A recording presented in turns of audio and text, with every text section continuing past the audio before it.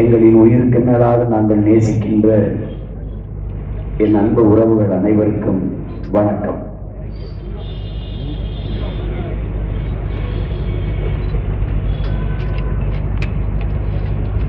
உலகில்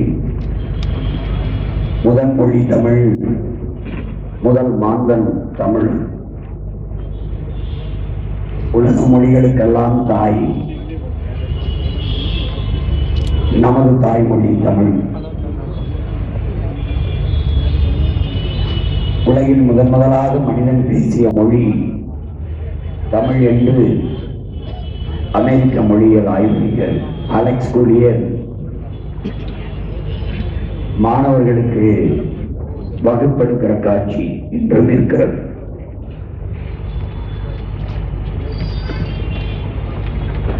இவர்கள் சொல்வது போல திராவிட மொழிகளுக்கெல்லாம் தாயாகவும் ஆரிய மொழியின் மூலமாகவும் இருப்பது நம்முடைய தாய்மொழி தமிழ்.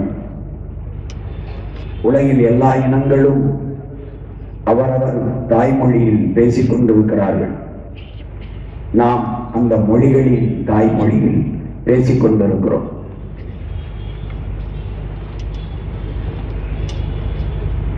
எல்லா மொழிகளும் மனிதர்களால் உருவாக்கப்பட்டது. தமிழ்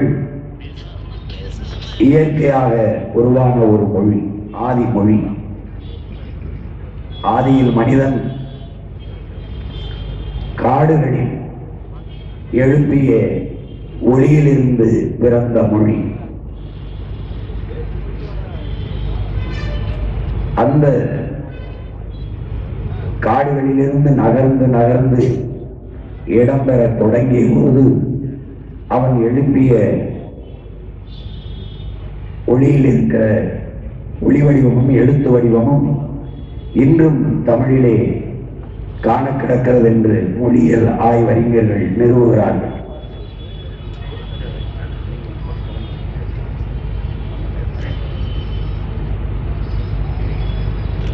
மொழி தோன்றி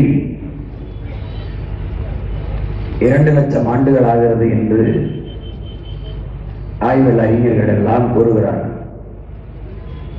நம்முடைய மொழியின் தொன்மத்தை, அதன் வேரை இன்று வரை கண்டுணர்ந்தவரை அறிந்தவரை எவரும் இல்லை.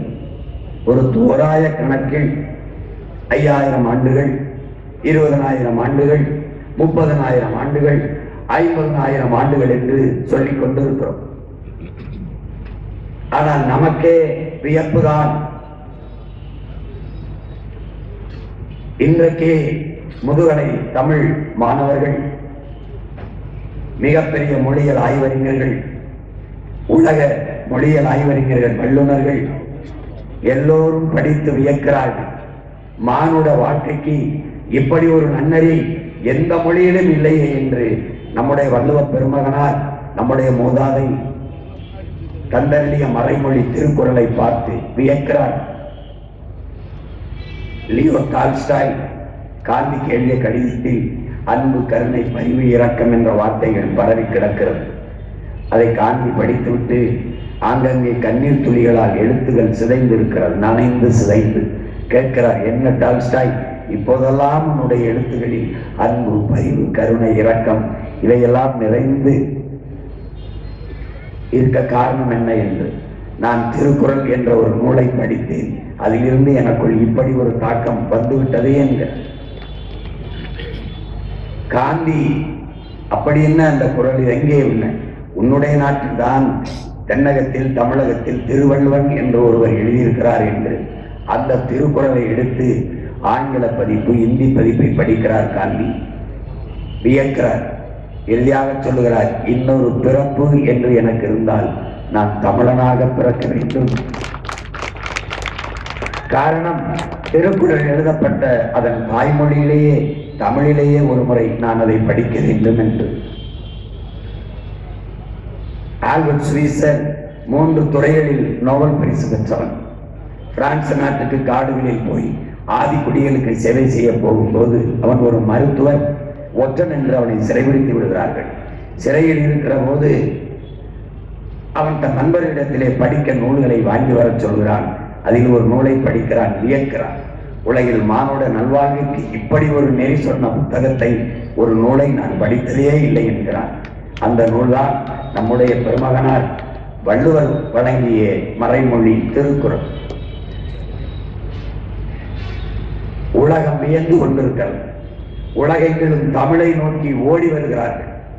பல்வேறு நாடுகளில் பேசிய மொழி பேசும் மக்கள் நம்முடைய மொழியை பேசிக் கொண்டிருக்கிறார்கள். ஆங்கிலம் அறிவென்றும், ஆங்கிலத்தை ஆகச் சிறந்த மொழி என்றும், நாகரிகமான மொழி என்றும் பிதற்றிக் கொண்டிருக்கிற பிக்காளிகள் இந்த நாட்டிலே ஏராளம். ஆங்கிலத்திற்கு 500க்கும் மேற்பட்ட கலை சொற்கள், உயிர் சொற்களை, வேர் சொற்களை கடனாக தந்தது என்னுயிர் தமிழ் மொழி தாய்மொழி என்பதை அறிவார்ந்த தமிழ் தம்பிதங்கைகள் திமிரோடு சொல்லிக் கொள்ள வேண்டும். நம்முடைய அப்பா மொழியியல் ஆய்வறிஞர், சொல்லியல் ஆய்வறிஞர் அருளியார் எழுதிய நூல்களை எடுத்து படியுங்கள். நம்முடைய குள் அவனுடைய கீழ், நம்முடைய நாவாய் அவனுடைய நேவி, நம்முடைய கட்டுமரம் அவனுடைய கட்டுமரான், நம்முடைய காசு அவனுடைய கேசு, நம்முடைய உடன் அவனுடைய சடன், நம்முடைய ஸ்பீச்சு பேச்சு அவனுடைய ஸ்பீச்சு, நம்முடைய பஞ்சு அவனுடைய ஸ்பாஞ்சு, எல்லாம் நம்மிடமிருந்து நம் தமிழ் தாய் போட்ட பிச்சை மொழி ஆங்கிலம். சொல்லிக்கொண்டே போகலாம். இயேசு கிறிஸ்து, இயேசு இறைமகன் இயேசு பிறந்து 500 ஆண்டுகளுக்கு பிறகு ஆங்கிலம் உருவாகிறது. இயேசு பிறப்பதற்கு 500 ஆண்டுகளுக்கு முன்பே தமிழரின் தொன்மை இலக்கண நூல் இருக்கிறது. தமிழ் தம்பிதங்கைகள் பெருமிதத்தோடும் திமிரோடும் நிமிர வேண்டும். நம்முடைய அப்பா இயற்கை வேளாண் பேரறிஞர் நம்மாழ்வார் அவர்கள் தமிழர்கள் உலகில் எந்த இனத்தோடும் தன்னை ஒப்பிட்டு பார்த்துக் கொள்ளக்கூடாது. ஏன்? நீ ஒப்பில்லாதவன். உலகில் மற்ற இனத்தார்கள் வேண்டுமானால் நம்மோடு ஒப்பிட்டு பார்த்து பெருமையடைந்து கொள்ளட்டும். நீ ஒப்பாரும் மிக்காரும் இல்லாதவன். காரணம், கல் தோன்றி மண் தோன்றா காலத்தே வாரோடு முன்தோன்றிய மூத்த குடி என்பது கதையல்ல, உண்மை. அந்த திமிரோடு இருக்க வேண்டும். தெற்காசிய முழுமைக்கும் பரவி வாழ்ந்தவர்கள் தமிழர்கள். மற்ற இனத்தவர்கள் எல்லாம் வந்து குடியேறியவர்கள். அமெரிக்க மொழியியல் ஆய்வறிஞர்கள், ஹார்வர்ட் பல்கலைக்கழக பேராசிரியர் பெருமக்கள் டோனி ஜோசப்பும் ரிச்சர்டு மார்டினும் தன் ஆய்வு கட்டுரையிலே நிறுவியிருக்கிறார்கள். உலகிலே ஆகப்பெரிய கல்வியாளர், இந்திய அரசியல் சாசனத்தை வகுத்து கொடுத்த சட்ட மேதை புரட்சியாளர் அம்பேத்கர், இந்திய துணைக்கண்ட முழுமைக்கும் பரவி வாழ்ந்தவர்கள் தமிழர்கள். தமிழை தாய்மொழியாக கொண்ட நாகர்கள். இந்த நாட்டை எந்நாடு என்று சொந்தம் கொண்டாடி கொள்ள ஒரே ஒரு இனத்திற்குத்தான் உரிமை உண்டு, அது தமிழர்களுக்கு மட்டும்தான் என்று பதிவு செய்கிறார். இன்றைக்கு திராவிட திருவாளர்கள், திராவிட மாடல் ஆட்சியாளர்கள், மாண்புமிக்க மேன்மைமிக்க தமிழகத்தின் முதல்வர் முத்துவேல் கருணாநிதி ஸ்டாலின் அவர்கள் 5500 ஆண்டுகளுக்கு முன்பே தமிழர்கள் இரும்பை எக்கை உருக்கி வாழ்ந்திருக்கிறார்கள், தொழிற்சாலை கண்டிருக்கிறார்கள். இவ்வளவு நாள் எங்க வச்சதெல்லாம் இங்கே வந்து 5500 ஆண்டுகளுக்கு முன்பு இரும்பை கையாளுகிற அறிவியல் நுட்பம் கண்ட ஒரு இனத்தை முட்டாள்களின் பாசை, காட்டு மிராண்டி மொழி, தமிழ் சனியன், அதை விட்டொழியுங்கள், தமிழ் படித்தால் பிச்சை எடுக்கக்கூட முடியாது என்று பிதற்றிய பிக்காளிகள், இவர்களை ஒழிக்காமல் எப்படியடா தமிழ் சமூகம் விடுதலை இல்லை?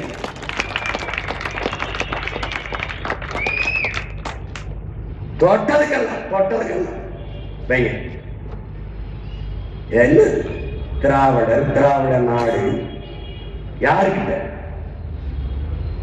பிள்ளை பிறந்தே யாருக்காக? பெற்ற தமிழ் மொழி ஓருக்காக. உள்ளம் இருப்பதும் தோல் இருப்பதும் உயிர் மிக தமிழ் சீருக்காக. போனால் என் உயிர் போகட்டும், என் புகழுடல் நிலை பெறட்டும், என் புகழுடல் நிலையாகட்டும். தேனால் செய்த என் செந்தமிழ்தான் திக்கட்டும் திக்கட்டும் தொழ நிற்கட்டும். சலுகை போனால் போகட்டும், என் அலுவல் போனால் போகட்டும், தலைமுறை 1 கோடி கண்ட என் தமிழ் விடுதலை ஆகட்டும் என்றார் எங்கள் தாத்தன் புரட்சி பாவலன் பாரதிதாசன். எங்கள் வாழ்வும் எங்கள் வளமும் மங்காத தமிழ் என்று சங்கே முழங்குகின்றான். என்னரும் தமிழ் தம்பி தங்கைகளே,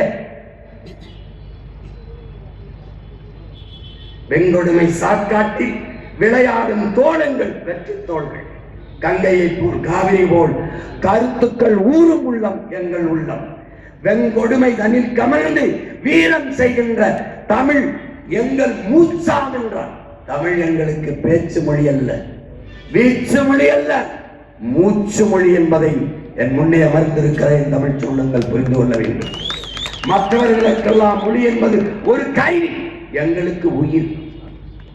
தமிழுக்கு அமுதென்று பேர், அந்த தமிழ் இன்ப தமிழ் எங்கள் உயிருக்கு நேரம், என் உயிருக்கு சமம். அந்த உயிர் மொழி அழிந்து விடுமோ என்று அஞ்சி உயிர் கொடுத்த மறவர்கள் இங்கே 18 பேர் நான் எழுதியிருக்கா. 800க்கு குறையாத வீரமறவர்கள் செத்திருக்கான். மொழி சாகக்கூடாது என்று செத்தால் என் மொழி செத்து போனது. இனம் சாகக்கூடாது என்று செத்தால் என் இனம் செத்து விட்டது. ஆனால் இரண்டையும் மீட்க காக்க பிரபாகரன் என்ற பெரும் புரட்சியாளனின் படை, அரசியல் படை கிளம்பியிருக்கிறது.